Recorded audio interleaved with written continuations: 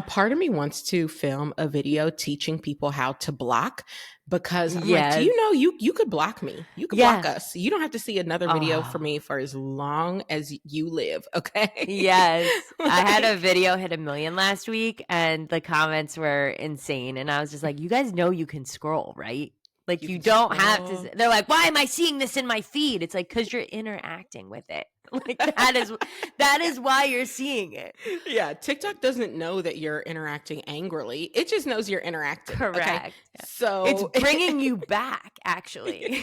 yeah, exactly. Same with that guy who's like, this is the second dumb take. Well, did you interact with the first dumb take? Because Yeah. TikTok thinks you like it here. Yeah, there was someone like a few videos back that was like, just two dumb bitches saying exactly to each other. And I was like, true. Okay, got me. We'll change the title. It'll be Two Dumb Bitches.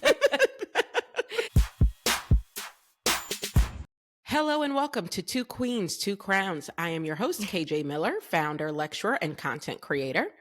And I'm Erica Manganelli, pop culture humorist and content creator. And today is a Queen Things episode, which means we will be diving into your comments. We will be hitting you with a few updates, and we're going to end it all with our parking lot where we like to put, pretty much any and everything. So I think it's going to be a fun one because Erica, I don't know if you saw, but people did have a lot to say about our last episode. Yes. We had a lot of comments. People had a lot to say.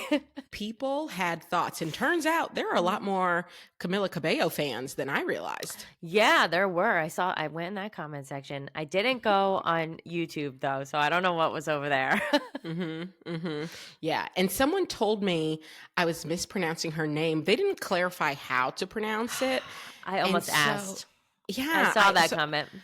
I saw someone say, but the thing is, when I Googled, people said if you spell it with two L's, you would pronounce it Camila. But she spells it with one L.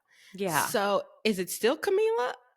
I don't know. I've made several videos where I call her Camila Cabello, and no one's ever corrected me. So I'm not sure. When I saw that comment, I was like, wait, have I been saying it wrong for like 3 years? Yeah, because I don't know. I really don't like mispronouncing people's names. I'm Same. not like Trump and his minions, like purposefully mispronouncing Kamala's name because they dislike her. Even if I dislike you, I think it's just common courtesy to call you by your name. Totally. So I'm going to figure that out and do my best to pronounce her name correctly here on out. But aside from that, I am interested to get into these comments from all of her fans. Yeah. And just more generally. So we will get into all of that right after this. We have some new Patreon subscribers that I want to shout out. Woo.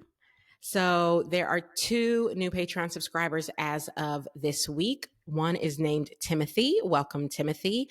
And one is named Sunflower Fangirl Reads Love, which... Ooh. I love that. And welcome both of you to the royal family. And announcement, you can now get the same monthly bonus content either on Patreon or via Apple Podcast subscriptions. So whatever floats your boat, either way, you're getting the same content for the same price. We would love to have more of you join the royal family. So head over to patreon.com/2queens2crowns or just click the button in your Apple Podcast feed. Either way, you'll be joining us for bonus content every month. And with that, let's get back to the show. All right, let's jump into these comments. And you and I did do a quick Google while we took a quick break. And it does appear that it is Camila Cabello. Camila Cabello. We got it. We're never going to forget it.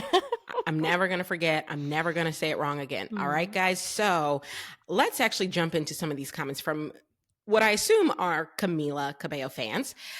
So someone named Karen, she says, "We are in 2025, exclamation point. She was a teenager that was corrected and moved on with her life and everyone else." And then someone named Apple User replied to that saying, "All because she retweeted a stereotype meme. Like, yeah, hold her accountable, but they are doing too much when others do worse and aren't at all." And then this person said, like Justin. I don't know if they're referring to Justin Bieber, Justin Timberlake, Justin Guarini, but anyway, So Okay. basically, the theme of this comment is she was a teenager. There's no reason why we need to keep discussing the mistakes Mhm. she made and the racist tweets and posts that she posted. What's your take on that? We're not gonna stop. We're not gonna stop. I don't know. I just feel like, why do I have to stop holding her accountable? Why do I have to forget it ever happened? Like, Yeah. it's not like we were like saying like, we're gonna crucify her on this forever. We were just saying this is what happened. And she went to sensitivity training or whatever she was calling it at that time. And we were just discussing what happened. I don't feel like we were saying she's still like that. Yeah. We don't know.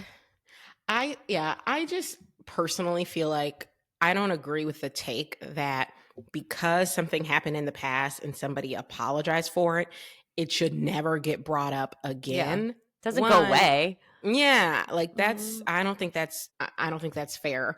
But two, as it relates to our episode, the whole reason I brought it up was because I was giving the justification for why I personally didn't really feel comfortable putting an episode calling her a queen in the main feed, which is because of the racist things she has said in the past. And if she truly has grown and truly is sorry and truly has evolved, then I'm happy for that. But that doesn't mean that I have to be comfortable with her. Like, you don't get to tell me, a Black woman, that I have to be comfortable with someone who said extremely racist things about Black people and then didn't acknowledge those extremely racist things to the one Black member of her girl group for years. Like, you don't get to tell me that I should just be fine with her and with that. No, I do not.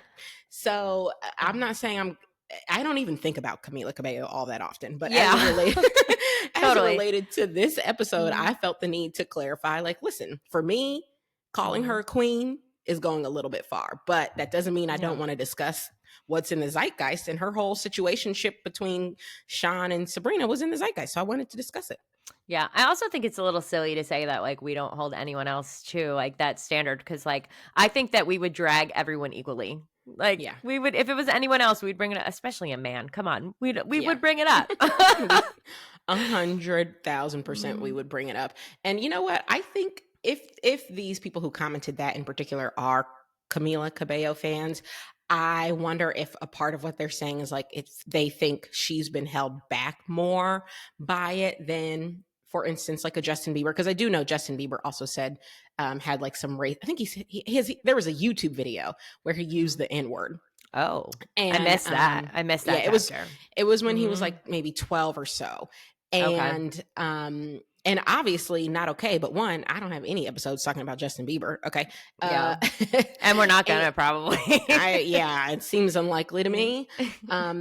But two, I don't think the reason Camila Cabello is less successful than Justin Bieber is because of that. I think it has something to do with talent level, like just to be very honest. So I don't think that's a good comparison point. Like Justin Bieber, he might be a terrible person. I don't know, but he is a very talented, terrible person. Yeah. I feel the comment section from this clip already like prematurely, because when people say that when people hear that we said that he was more talented than her, it is over for us. we are about to get dragged again as a duo, so it's fine. But it's fine, it's as a duo. But I mean, listen, if there's one thing that I'm not one of these people who's like, everybody is so talented, everybody work. No. Some people are more talented than other people. For sure. That's just a fact. I think there are people who are far better at hosting podcasts than I am, I would guess. Okay. So I don't like talent comes. We got a lot of people telling us that. So I think Justin Bieber is more talented than Camila, and I think that might have something to do with him being more successful than she is. I don't think it was just these racist tweets. Okay. Yeah. So I think he's probably also had some more opportunity than her, like with that whole like he picked up by Usher Diddy situation thrown into that world so quickly. Yeah, I'm sure he had a little bit of help along the way. Yeah, I can believe that. But that's our take on that. So Karen, an Apple user, look, we hope that you'll stick around because we don't hate Camila by any means. I certainly don't. Yeah. She's fine. But I don't think that we owe it to her to never bring up the things that she actually did and said and posted, because she did do that. And if she's healed, I don't think she'll be offended. Good point. Very good Just point. saying. All right, now we get into some of the comments from people. People were upset that we brought up her racial therapy, her racial healing sessions. I still can't say it without laughing. I'm sorry. I'm just shocked by the name because I can't believe it's like really a thing.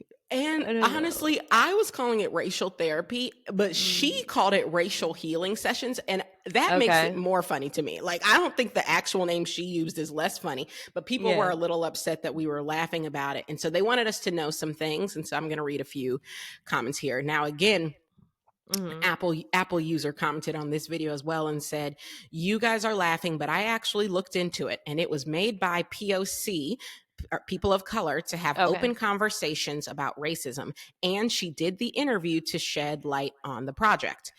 And then someone named Stony Baloney said, "I hope you guys did your research and found out what that organization did and does. But instead, you most likely are going along with the bandwagon hate." Okay, I'm going to say I did no research. Like, I have no idea about any of it. It didn't even, they should maybe change their name. Well, and I also did not research the organization at that time. I just read what she said about the organization, which it sounded fine what she said about it, but no, I didn't I personally didn't feel the need to deep dive into it. But I will say, after reading these comments, I did read a little bit more about the foundation. Educate me. Well, you know what? Let's actually just look at it. I'm going to open it and I'm going to read it. I would also like to say that is fair criticism of us. We should have looked it up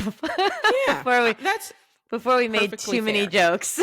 Perfectly fair. Now, I will say, now that I've looked it up, I think I would have made the same jokes, but okay. I was wondering. Okay. But let's look at it. Okay. So she says here, this is actually Teen Vogue again.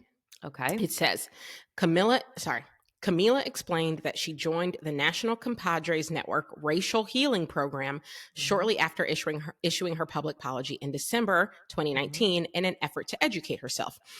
And then she said, the quote that I gave, which was, "It created a space where I was held accountable. You get corrected, you have homework, and you learn. That's how you move forward. Now I know better, so I can do better."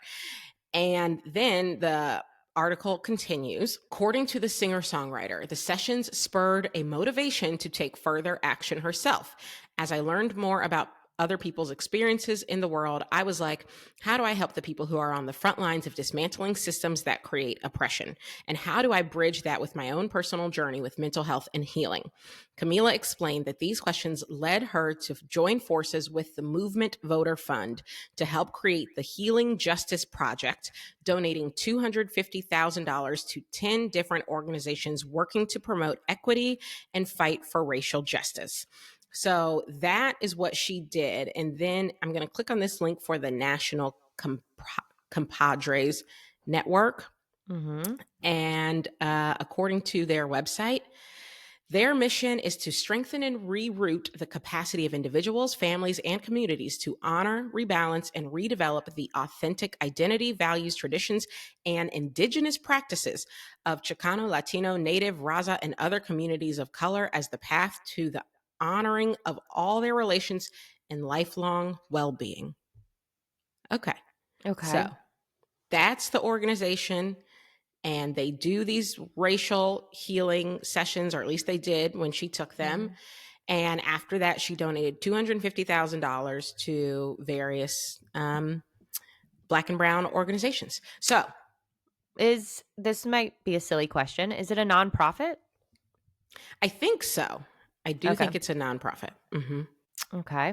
I don't know. Do we know anything about them? Like, has anyone else gone that we know of famous? I've never heard of this organization ever. I have not either. So I'm not familiar with it at all.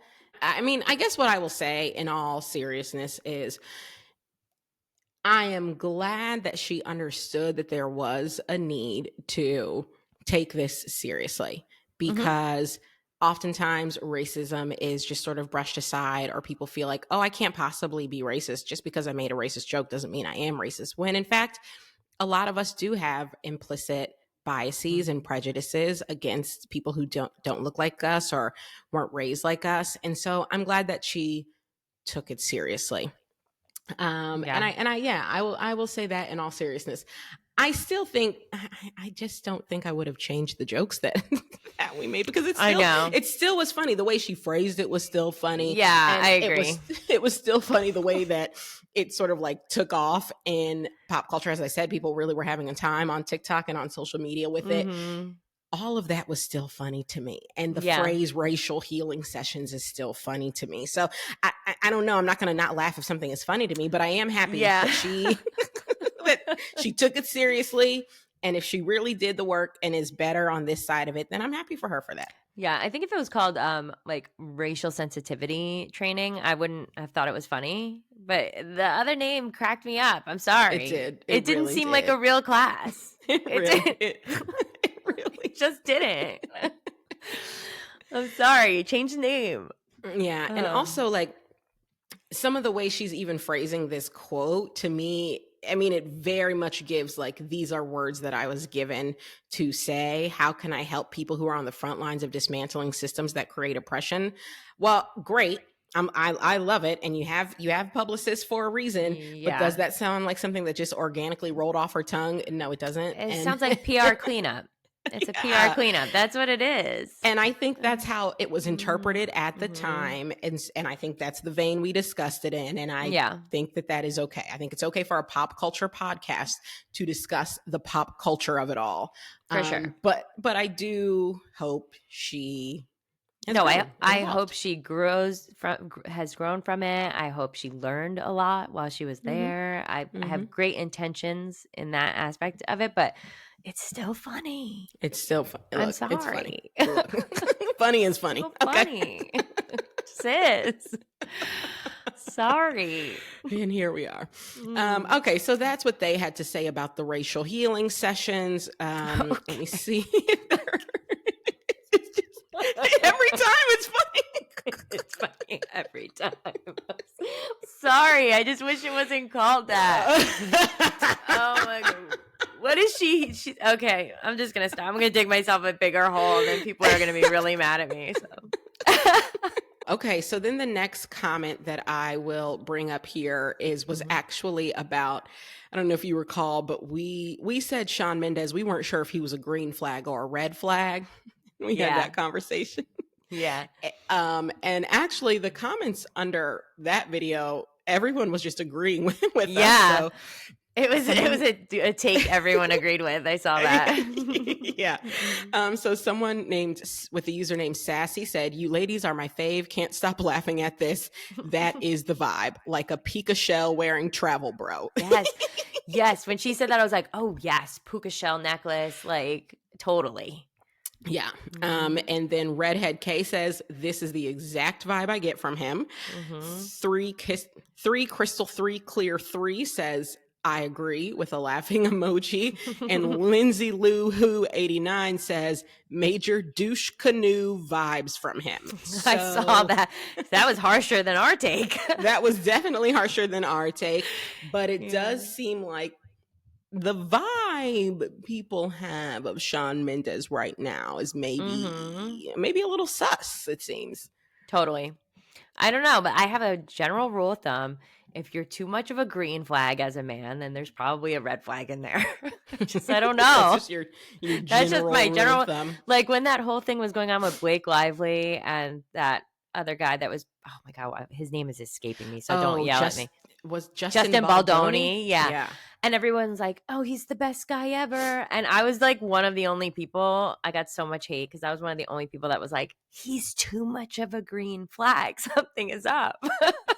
Interesting. Yeah. I really didn't wade into the conversation about him. I did wade into it as far as Blake goes, because I did think the way the her marketing and like the media of it all, I thought was, I mean, just obviously not great. Yeah. So I waded into it from that perspective, but I'd never Mm. really said anything about him because I don't know anything about him. I had never heard of that No. man. Same. So, but yeah, I mean, I don't think that's a bad rule of thumb. Like, no one should be Mhm. only green flags. Yeah. I don't know. There's just a vibe there that's it's just weird. Shawn Yeah. Mendes more than him. Shawn Mendes, there's something. Okay, I used to watch him and Camila during the pandemic. Do you remember there was like all these paparazzi shots of them like doing these Yeah, like walking slow around. strolls? Yeah. Something about their walking around. You just were like, I don't like it. I didn't like it. Like I liked them together. Don't get me wrong. I really liked them together. But something about those walks gave me a weird vibe about him. I was like, I But don't just know. about him, it didn't give you a weird vibe about her. I Just mean, him? her too. But there's something about him that just rubs me the wrong way. I don't know why. Interesting. Well, Yeah. apparently that's true for at least everybody who commented on our video as well. And you know what? To me, he seems like a nice enough guy. I don't Yeah. spend that much time thinking about him. He seems nice enough, but yes, I will say because of Sabrina's album, once she kind of put the visual in my head, I feel like then I started pieces started coming together, and I was like, yeah, you know what? He does Totally. give that vibe. So He does. Like too nice. He's too nice. just a little too nice. Mhm. All right. Well, I just have one more comment to share. This is from YouTube, and this was in reaction to sort of all the things we said about Cynthia and Ariana and the movie poster. And this person, her name is Leanne Hamill. 6657. I love Wicked. It's my favorite play. I have seen it 5 times and will see it again if given the chance. I must say, after what Russell Crowe did to Les Mis, I was so nervous, but Cynthia is the one who has made me believe it is going to be great. I love the OG poster, but this is a movie. It's going to give us something a little different. And while my first thought when I saw the new poster was, oh, it's different, I truly could care less because as long as I leave feeling touched by the performances, that is all that matters. And Leanne, I agree with you. That's completely the agree. take I love the most. Yes, that is. I agree. That's the correct take. Like the movie poster, who cares? What we care about is the movie. Right. See, I'm not obsessed with this particular musical, so I don't. And maybe I have a different perspective of it, but same. Like I see the movie poster and it's a little different, and I'm like, okay, cool, move on with my life. Like it's not gonna trigger me to like be in the editing studio, Right? you know? right. At all. Yeah. It would have to be wildly different. Like this was just such a minor difference. Yeah, I agree with you, Leanne. I'm so excited. I'm so excited to watch the movie and excited for the performances. And yeah, ready to put the movie poster conversation to bed. So yeah, that's that on that. And stop yelling at us about that. You guys can stop yelling at us about the movie poster. Yeah.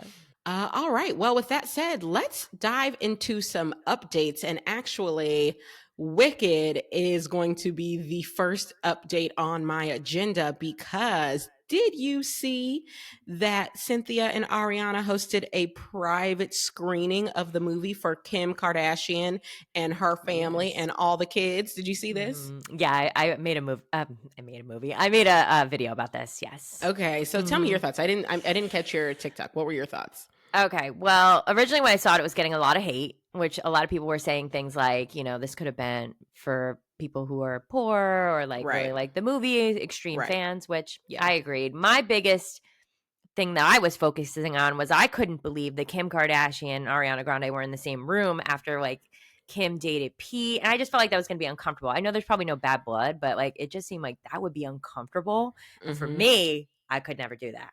And I'm like, did they pay her to do that? Because you'd have to be paying me big bucks to do that. Yeah, so that's interesting. I hadn't thought about that until I saw someone else made a TikTok mentioning the Pete Davidson of it all, and I had frankly completely forgotten about that man.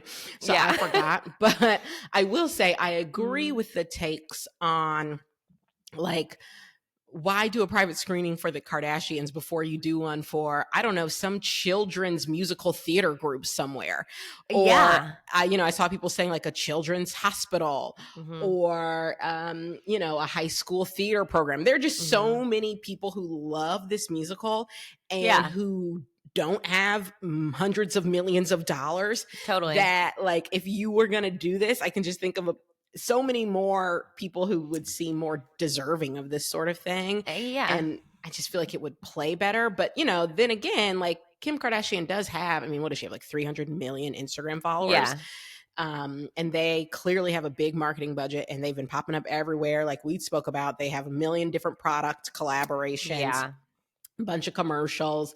So, you know, this was clearly part of the marketing effort to like do something with Kim Kardashian, and her hundreds of millions of followers could see it. But for me, I agree that I think a different effort would have played better to the majority of people. Yeah, I think that being said, I think they could have let her watch the movie early screening and had her own little things with her friends and family, and they didn't have to be there. So I thought that was unusual. I don't know. Like I saw another TikTok where somebody said like during the movie, like where the kids all like talking and like running around. Right. Like, There's no world. That movie is 2 hours and 40 minutes long. There is no way that all of those kids, those young kids, sat there for 2.5 hours straight. Absolutely not. What? And then it was also like a plug for the PJs. Like I feel like it was. Yes, it was. Right? It was like, I don't know. I just feel like they obviously did it for the exposure. But I just feel like there were so many other things that ways you could have gotten exposure. This movie's huge. This musical is huge. But I mean, I don't know. She does have a lot of followers. I feel like people are over it. Yeah. I mean, it didn't make me mad. I was not one of the people who felt mad about it. I just do agree that I think it could have, I could just foresee a better marketing effort than that. Like, I think if you had surprised, like I said, a children's community theater or high school theater group or something, particularly one in an underprivileged area, go to Newark, New Jersey, and go to a public high school and do an advanced screening there. Like, for sure, I think that would have played really well. And I think people would have also spoken about that, particularly if Cynthia and Ariana showed up, and have Kim Kardashian come too. Have her bring her kids to the school if you want her to post on Instagram. But going to her extremely lavish house, her, $20 million house, and showing it there, it takes what I think could have been a heartwarming moment and made it feel like a consumerism, like life of the rich and famous sort of moment. And that's just like not the vibe of the film or the story. So totally. Because I was counting heads, and I'm like, they're like 18 people deep plus in this screening. And I'm like, do they have a theater in their home that fits like 20 plus people? Yeah. And that's all I kept thinking about is how rich these people are the whole time. It's like negative press. Yeah, I like it. Like, truly, she does have a theater that seats that many people. And when she posted the video of like walking into the space, she was like, "Look what they set up at my home." I was like, "This is your home?" I know, and I was kidding me. I was thinking they set up like a green carpet, I think it was, but a red carpet situation in their house. I thought that was weird too, because I'm like, it's just your kids, you and these two. I'm like, what is going on here? It looked so lavish. Her house is just, I mean, it honestly at that point felt absurdly big, which like, fine, you're very rich, have a very big house. But again, it just made the focus of that moment not feel heartwarming. It made it feel lavish and luxury focused, which like, felt like a miss to me from a marketing perspective. I don't know. Again, I wasn't mad about it like you weren't mad about it, but I was like weirded out. I was like, this is weird and uncomfortable, especially given their history. The whole thing was strange. It was just strange. So, the Pete Davidson of it all, I wonder, because I know Ariana was friends with their family, at least in some loose capacity, because she had Kris Jenner, I don't know if you remember, in her Thank You Next video. Yeah. So they definitely had some sort of chemistry, friendship, something between Ariana and the family.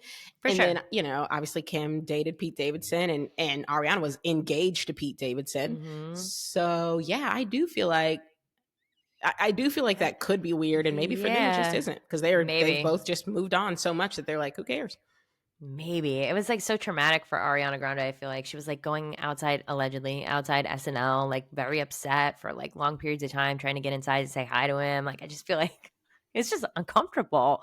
Ooh. But hey, I don't know. Maybe you're right. Maybe they're just like, that was a long time ago. We just forgot it happened. I don't know. Yeah. Maybe those two queens moved right on. They moved right on. Well, okay, so that's my first update is the private screening of Wicked. My second update, now actually, you sent this to me, is about Chappell Rhone and her little run-in with a photographer. This was the second time she had a run-in with this photographer. Can you maybe update our listeners on what happened? Yeah. So originally, a while back, she had, I think it was at the Golden Globes. Did she say that at a Grammys after party? One or the other.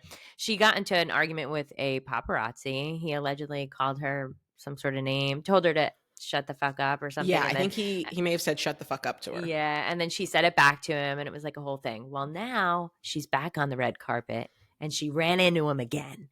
And she saw him, she clocked him, and immediately went up to him and was like, I remember you, and you owe me an apology. And she like reamed him out.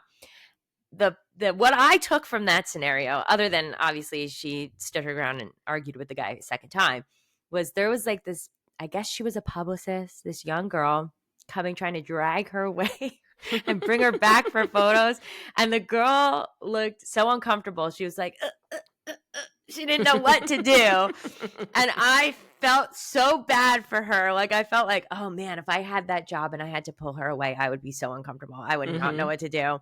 So that's what I took from that. But people were still loving it. I went to the comment section. People were like backing her up. They said, that's what we're supposed to be doing. Yeah. So it was still a little aggressive for me. Yeah, I will say, if that guy did tell her to shut the fuck up out of nowhere, like, I don't know the context of what was said before or after, but if he did tell her to shut the fuck up out of nowhere, she gets to feel upset about that. For sure. And she gets to call him out for it, because that is rude. Yeah. And so, yeah, I remember when I first saw the video, I didn't hear anything he said. The only thing, and I'm talking about the video from before, like the original. The original. I didn't hear anything he said. All I saw was what she said, which was, no, you shut the fuck up. And she was, it seemed fairly aggressive. And I was like, oh, what's happening here? But then, what came out was she was saying it because he had said it first. Right. And so then for her to see him again and, say something, honestly, I'm sort of like, I'm not mad at that. Yeah, do it. Get it. That. Yeah. Like, sure. if he was disrespectful to you and you're just like, no, I'm going to stand on business. And you are disrespectful and I'm going to call you out. I don't necessarily mind that. I did see some people saying, though, because this happened at the Olivia Rodriguez premiere for her concert movie, Guts. And I did see some people say, like, this isn't the time and place. Like, now the headlines are going to be about Chappell when they should be about Olivia. Like, and that's where I struggle. Yeah, I get that. I do get that. But I don't know if it was still on her heart and that man really pissed her off. And it was. She didn't even want it. When they pulled her away for photos, she was still like, you could tell she was still heated about it. She was like, yeah, fine. Yeah, I'll go I back get there that. and she said, I'm not going to pose for you. She literally was like, and I'm not going to pose for you. like she can control. Like, I'm posing. Just so you know, sir, I am posing for these 9 people over here. Don't take a photo. Okay, that's what made it so funny. That's what made it so hilarious. Because obviously he's just going to get the same photos everyone else is getting, right? But she was like, this is not for you. Yeah, I love it. It's so funny. I'm posing for these folks. Okay, not you. Just to be very clear. I see what people are saying about that, but sometimes when you really have hate in your heart for somebody, you got to let people know. You got to stand on business, and I don't know that I can fault her for that. I know. I feel bad. It is taking some people and being like, I'm done with her. She's annoying. Like, I saw some people in the comments being like, she needs to ease up. Now it's annoying, and I'm like, oh no. She's not going to stop. I have news for you guys. She's just, this is who she is.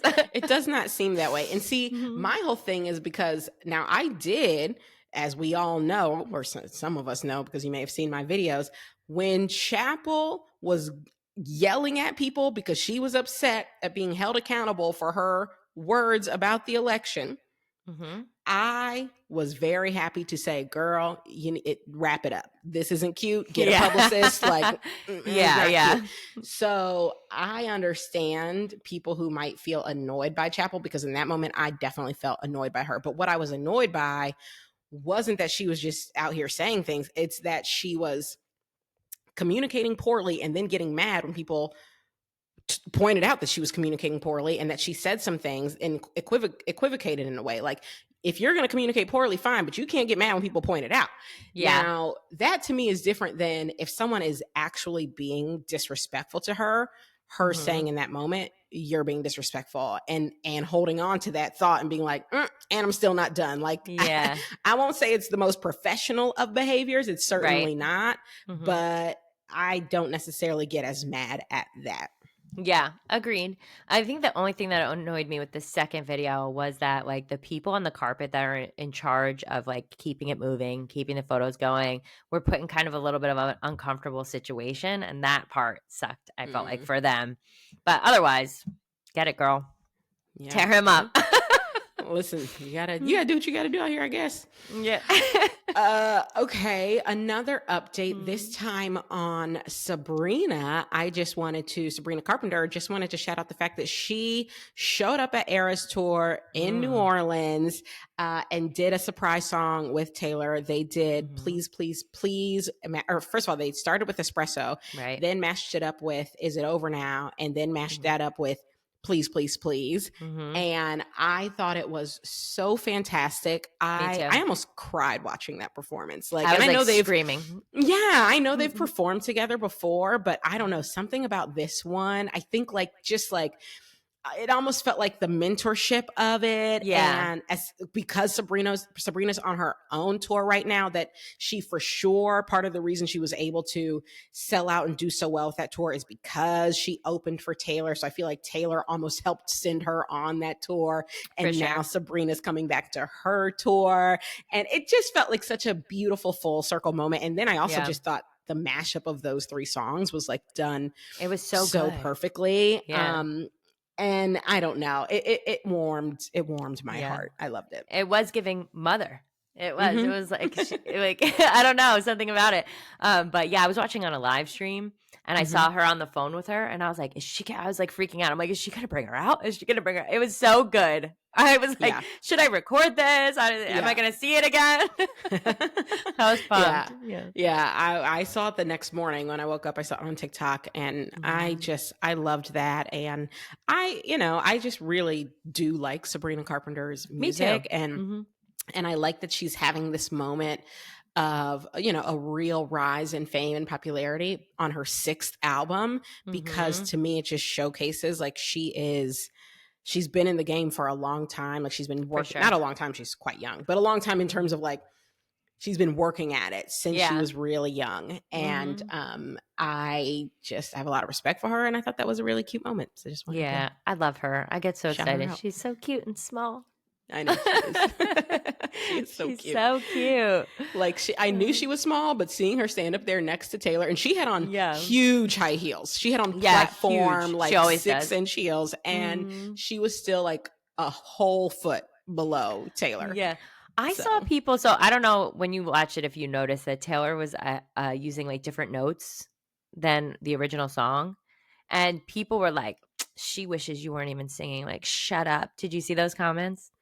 No. People were trying to say that Sabrina Carpenter was like making faces because she didn't like the tone or the tune that Taylor was singing at, and it was like not on tune. I was like, I am not getting that vibe at all. Not at all. I felt like they were vibing so well. So well. And I assumed, that they definitely, Please, Please, Please definitely was not in the original key. That had definitely come down. Yeah.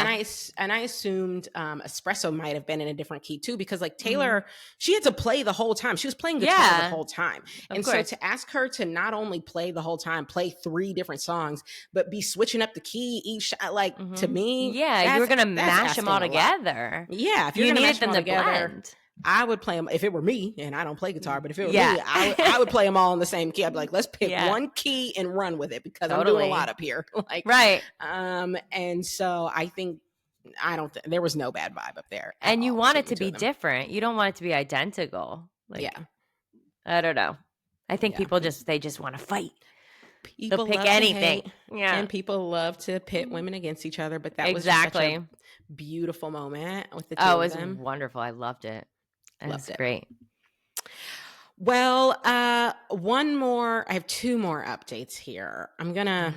Mhm. Okay, I know what I'm gonna do first. First, I do just, I guess, want to bring up Shawn Mendes Mhm. because he was, ostensibly part of last week's update, or part of last week's episode with Sabrina and Camila. Mhm. And he was at a concert recently, or at a performance recently, and he was playing, and kind of in the interlude of one of his songs, he said something to the effect of, you know, as it relates to my life and my sexuality, all I'm going to say about that is I'm still figuring things out, and I'm just trying to be human, and I'm figuring things out.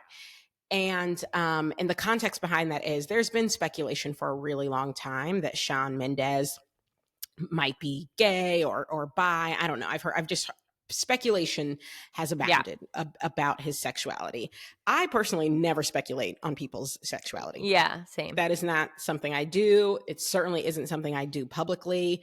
I don't really think it's something I do privately either, but definitely I would Mhm. never fire up my phone for a TikTok or YouTube or No. this podcast and be like, so do you think he's gay? Like, that Yeah. is just Never. not, I would never, Never. ever. I just think that's Mhm. extremely disrespectful. And it's one of the reasons I get a little weirded out by the gay lore community. Yeah. Same. Same. Because there's so many people who are so aggressive about Oh my believing that gosh. So Taylor is aggressive. actually gay. And I'm like, why are we even I speculating about scroll this? right by so Yeah. fast. I'm like, don't get me on this FYP.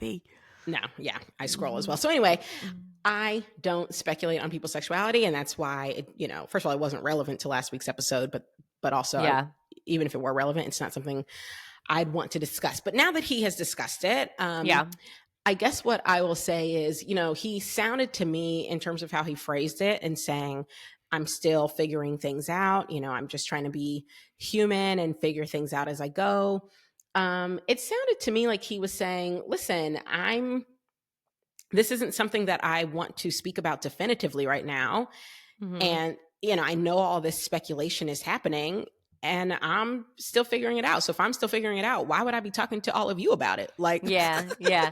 But then also in the same turn, it felt like a little bit of like a soft launch because like he never talks about it ever. So like why would he bring it up at all? So I'm like, mhm. why did he bring it up out of nowhere, you know? Yeah. Well, that's a good point. And maybe it Mhm. is. Maybe it is a soft Mhm. launch. Maybe that's him saying, like, listen, this isn't something I'm going to give you details on, Yeah. but yeah, just so you know, there's some flexibility here. I'm thinking it through. Mhm. I'm figuring things out, and that's what I want to say about it. And I do respect that. I Yeah. respect him saying I'm figuring it out, and Yeah. like, because really what I heard when I did hear that was that these things, and by these things I mean like sexuality, is somewhat fluid, Mhm. and isn't this hyper rigid thing that I think sometimes people talk about it being, oh, Yeah. you are gay or you aren't gay. And it's like, it's Mhm. this and it's only this. I Yeah. think people sometimes are so rigid about sexuality. And I Mhm. feel like what he was saying was basically something along the lines of, I'm not that rigid, and I'm figuring it out. Yeah.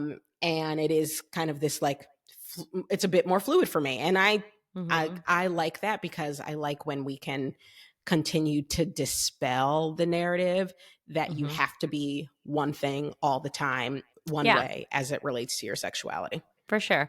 I think this could have been a good way for him to like shut up some of the chatter if in the future we see him with someone. It would be like less of a surprise to everybody and maybe it would lessen some of the chatter online.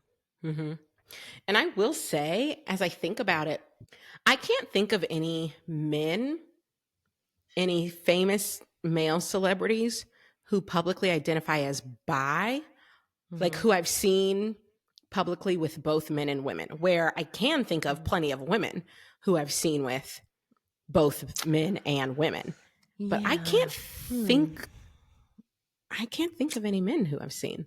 No, and I'm thinking of like maybe some men that like people speculate are bi, but I don't know that I've actually ever seen any out with both a man or a woman. Right. I can't Because think of any either. Mhm. I feel like with women, like I think about Miley Cyrus, we've seen with both men and women. I For think sure. Kristen Stewart, we've seen with both men and women. I want to say now Janelle Monáe has spoken about being pansexual. I don't know if we've actually seen her with both men and women. Actually, I think maybe we have, because I think she was with Tessa Thompson for a while. Anyway, the point is, I feel like there is societally a bit more acceptance for this idea that women can be in relationships with both men and women. But I feel like there's a little bit less acceptance around the idea that men can be both with men and women, and I truly can't think of it. No one comes to mind for me right now. Oh, I just thought of someone. Oh, who? I just thought Maddie Healy has been seen kissing men on stage, right? And when he was dating Taylor Swift. Oh, I don't know if that counts, but he was like kissing men on stage. I don't know if necessarily he's having relationships with men, but yeah. No, I had no idea. I did not know that. Okay. That's the only person that I could think of. Then that is an example. Yeah. So I say that just to say, and this is not me speculating on his sexuality. This is more me speculating on what he means by I'm figuring things out. If there is this idea of, I could just see it being scary, a bit even scarier in his position, if there is some fluidity there with regards to his sexuality, to come out and say that or to showcase that in any way in public, because I do feel like there's a little bit less acceptance for men being a bit more sexually fluid. So I don't know, but I have respect for him for furthering the conversation, respect for him for drawing his boundaries around what he is and isn't going to discuss. Like, for sure. Kudos to him. I wish him well. Yes, we wish him well. Okay, and then my final update is about Taylor again, and it's just, I didn't know. So let me start by saying this. You know how yesterday that terrible comedian Tony Hinchcliffe, that news came out about all the terrible racist stuff he said at the Trump rally. And because he said so much terrible racist stuff, I didn't know until the end of the night. It didn't cross my For You page until the end of the night what he had also said about Travis Kelce. I knew you were going to say that. And what he said was, I suspect Travis Kelce is going to be the next O.J. Simpson. Which I actually couldn't believe didn't become a bigger thing. I couldn't either. I was shocked. It was like 9 p.m. by the time I that came across my For You page.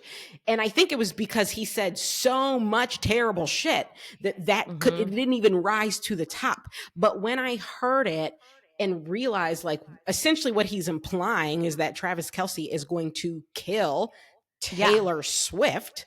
Yeah. That is so disgusting to me. Like, so everything he said was disgusting, but it just that particular thing got lost in the sea of disgusting. Yeah. And I just have to say that to make any jokes about domestic violence and murdering women, it's insane. Is insane and so angering. And I never even knew who Tony Hinchcliffe was, but I tell you, if this man showed up outside my house on fire, I'm not even sure I would get him a glass of water, because at this point, sir, for real, it's crazy. Terrible. It's so crazy. People are defending it like he's a comedian. We should all laugh at his jokes. Well, then he should get better, funnier jokes. That's for starters. Like, what? Yeah. I don't think so. Absolutely, nothing he said was funny. And if any of my followers are listening, I wanted to make a video about this so badly, but I was like scared to, because I'm scared I'll get so much hate and they'll report my account and it'll be a whole thing. And so I didn't touch it, but I want to so bad. I want to talk about it so bad. I want to tear that guy up. What an absolute piece of trash to say. Right? To say all of the things he said.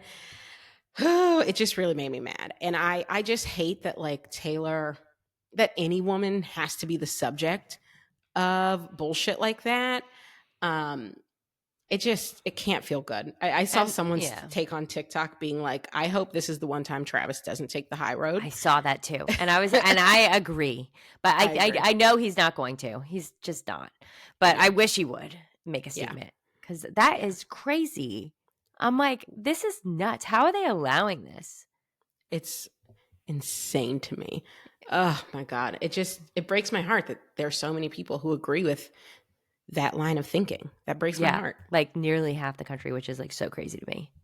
I just Insane. like, in what world? Insane. So crazy. It's heartbreaking.